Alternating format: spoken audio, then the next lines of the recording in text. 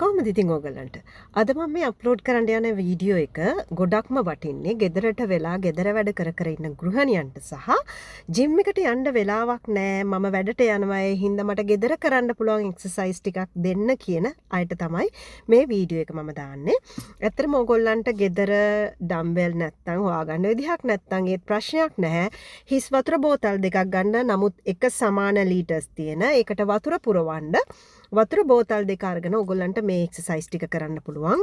ඔයාලට තප්පර 45ක් එක එක්සර්සයිස් එකක්. තප්පර 45ක් එක එක්සර්සයිස් එක ගානේ කරන්න මේ තියෙන එක්සර්සයිසස්. ඒ වගේම රවුන්ඩ් 3ක් යන්න. 3 පාරක්. තප්පර 45ක් එක්සර්සයිස් එක කරා හැම එකම තප්පර 45 ගන්න. ඊට පස්සේ ඒ වගේ රවුන්ඩ් 3ක් යන්න. ඔයාලා මේක කරලා බලන්න සති 4ක්. සති 4ක් කරනකොට ඕගොල්ලන්ට තේරෙයි මොනතරම් වෙනසක් ඕගොල්ලන්ගේ ඇඟේ සිද්ධ වෙනවද කියලා. ඕගොල්ලන්ව ටෝන් වෙයි, බඩ අඩු වෙයි, ලස්සන වෙයි. ඕගොල්ලන්ටම තේරෙයි ඕගොල්ලන්ගේ ස්ට්‍රෙන්ත් එක ඩිවෙලොප් වෙලා කියලා ඕගොල්ලන්ගේ ඇතුළතින්.